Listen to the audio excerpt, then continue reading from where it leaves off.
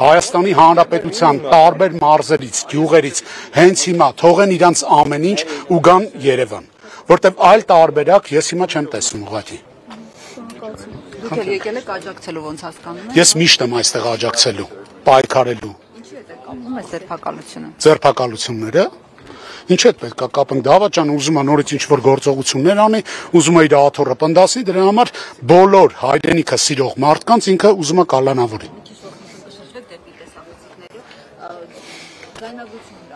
Գաղտնալսումների, ո՞րն է ձեր վերաբերմունքը դրան։ Ուրեմն նման ձայնագրություններ, նման սկրինշութեր ես կարող եմ յուրաքանչյուրի անվան տակ կան հասանելի ինտերնետ կայքեր, որ կարող ես այդ ամեն ինչը անել։ Այսօր AI-ի օգնությամբ ամեն բան հնարավոր է անել, հա։ Ես կարամ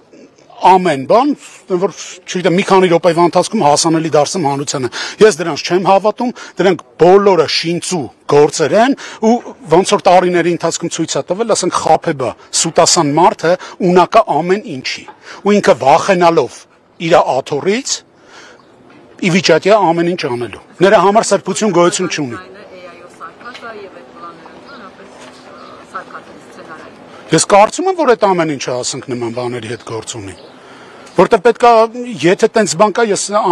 ասում եմ ցանկություն էլ չունեմ ծանոթանելու քնչականի ինչ-որ հաղորդագրությունների, որովհետև դրանք առասպելի ու լեգենդների ժանրից են։ Իրանց հրահանգ է տրվում, ասում է, էս պետք է անեք ու այդ անում եք։ Ուղղակի առիթից օգտվելով նաև ես